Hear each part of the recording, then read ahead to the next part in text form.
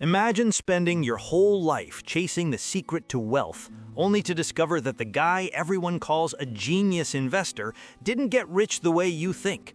Yes, I'm talking about Warren Buffett, the quiet billionaire who looks like your grandfather but plays the money game like a cold-blooded chess grandmaster. And today, you're going to see how he really did it, the part no motivational quote ever mentions. If you've been told that just invest long-term and you'll be rich, get comfortable, because you're about to find out why that mantra works for him and not for the rest of us. You'll see how a series of early advantages, ruthless decisions disguised as wisdom, and a patience level bordering on supernatural built a fortune that compounds faster than your coffee bill. And yes, you'll learn what you can actually copy from his strategy without needing billions, insider access, or a time machine. By the end, you won't just admire Buffett, you'll understand him, the real version, not the fairy tale one. And you'll walk away with a sharper, more grounded roadmap for building wealth.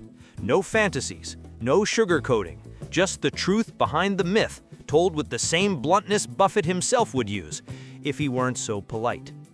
People love simple stories. Warren Buffett got rich because he's disciplined, because he buys good companies, because he's patient. Sure. And I'm 6'5" and dunk on weekends. The truth is far messier, far smarter, and far more uncomfortable for anyone queuing up inspirational quotes to feel better about their bank account. Buffett didn't stumble into wealth through mystical investing talent. He built it understanding one thing most people ignore. Money grows like a weed when time and leverage work for you, not against you. But to get there, he had to combine the right decade, the right lessons, the right mentors, and yes, a few advantages that would make half of Twitter lose its mind. Before he was the Oracle, he was a kid running door to door buying used pinball machines, flipping baseball cards, and calculating profits at an age where most children are still eating glue.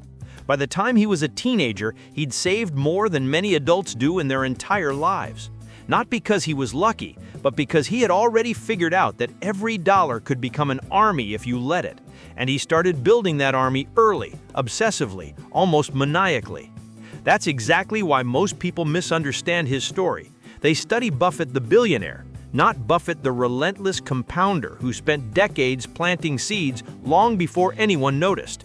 And here's the uncomfortable punchline. If you've ever felt behind, if you've ever felt like the system favors people who start early, or compounding feels like a trick that only works for the already rich, you're going to relate more than you think. In fact, share in the comments if you've ever tried to save or invest and felt like the results were painfully slow. You're not alone. And today you'll see why that happens and how Buffett turned that frustration into a weapon. Because understanding his early story isn't just trivia. It's the key to decoding how he built wealth that looks effortless from the outside, but was engineered with almost obsessive precision. And once you see that blueprint, you'll stop romanticizing the myth and start learning from the mechanics, the ones that actually matter. Let's start with the truth everyone politely avoids. Warren Buffett did not begin his journey from the average person's starting line.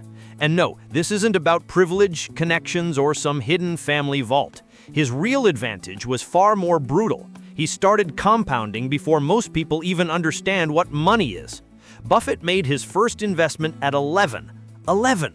While most kids were worried about homework, he was worried about profit margins. By 16, he'd saved the equivalent of tens of thousands today. Not because he was born lucky, but because he understood something most adults never truly grasp. Time is the most violent multiplier in finance. Give it enough years, and even small decisions snowball into outcomes that look unfair. But here's where people misread the lesson. They think, great, he started early, I didn't, so I'm doomed. No, that's the lazy interpretation. The real takeaway is that Buffett built a system where time worked for him instead of against him. He treated every dollar like a tiny employee whose only job was to recruit more employees. No celebrations after small wins, no lifestyle upgrades, no random impulses, just relentless reinvestment year after year without blinking. And yes, you can copy that part even if you didn't start at 11. If you're beginning at 30, 40, or 50, you don't need a time machine. You need intensity, higher savings rates, better investing choices, and most importantly, fewer emotional U-turns when the market sneezes. People hate hearing that because it's not glamorous, but it works. It always has. If you want a gut check exercise, look at your last 12 months of spending. How many euros slipped away into tiny purchases that meant nothing a week later? Buffett redirected those drips into capital that grew silently, slowly, then explosively. You can do the same for the next 12 months. The results won't feel magical at first, then one day they will. And if any of this hits a nerve, drop a comment. I'm curious, when did you actually start saving or investing? And what do you wish you'd done sooner? Understanding Buffett's early advantage isn't about feeling behind. It's about finally seeing the mechanics that made his wealth possible and using those mechanics for yourself, starting now. Here's where the story stops being cute and starts getting uncomfortable. Everyone has heard the word compounding. It's the financial equivalent of eat your vegetables, boring, predictable, and repeated by every self-help guru with a microphone. But Buffett didn't just use compounding, he weaponized it. He treated time like a financial pressure cooker, turning small, boring decisions into a mountain of wealth that looks impossible from the outside. Most people imagine compounding as this gentle curve that slowly rises. Not for Buffett. For him, compounding was a ruthless machine he kept feeding for decades without letting his emotions sabotage it. No panic selling, no dramatic strategy changes. No, my friend told me crypto is the future. He built a rule so simple it almost sounds stupid. Hold great assets long enough for time to do the heavy lifting. And the reason that works is because compounding doesn't reward intelligence, it rewards duration. Buffett stayed invested longer than almost anyone else in modern financial history. That's it. That's the part people hate, because it means the real issue isn't a lack of knowledge, it's a lack of patience. Let's put it in practical terms. Buffett made more than 90% of his net worth after turning 60.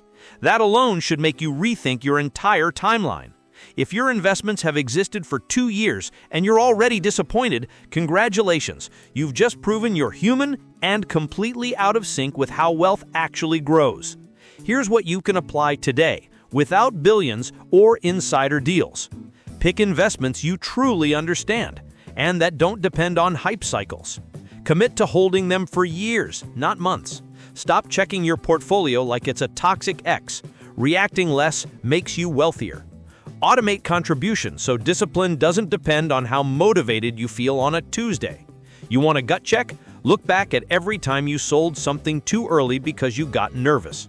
Add up the money you would have today if you simply sat on your hands. That number hurts, but it's also the number that proves Buffett's point. If you've ever bailed out of an investment too soon and regretted it later, say it in the comments. You're not alone, and admitting it is step one to fixing the pattern.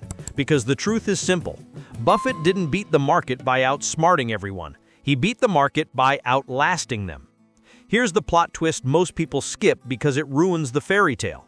Buffett didn't become one of the richest men on earth by picking the right stocks. That's the kindergarten version of his story.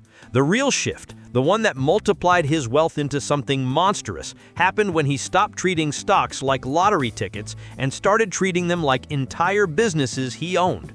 Early Buffett hunted cheap stocks, classic value investor stuff. Find something undervalued, buy it, wait for it to re-rate, sell it.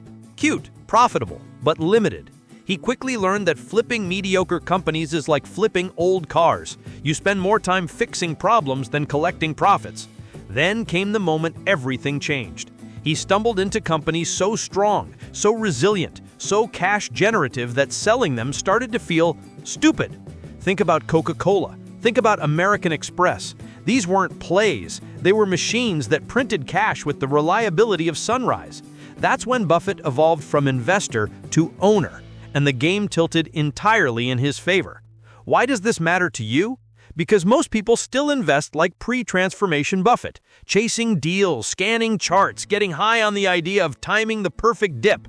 Meanwhile, the real money, the steady, quiet, insultingly powerful money, comes from owning businesses that don't need you, your opinions, or your perfect timing to grow. Let's make it practical. If you pick assets you'd be comfortable owning for 10 years,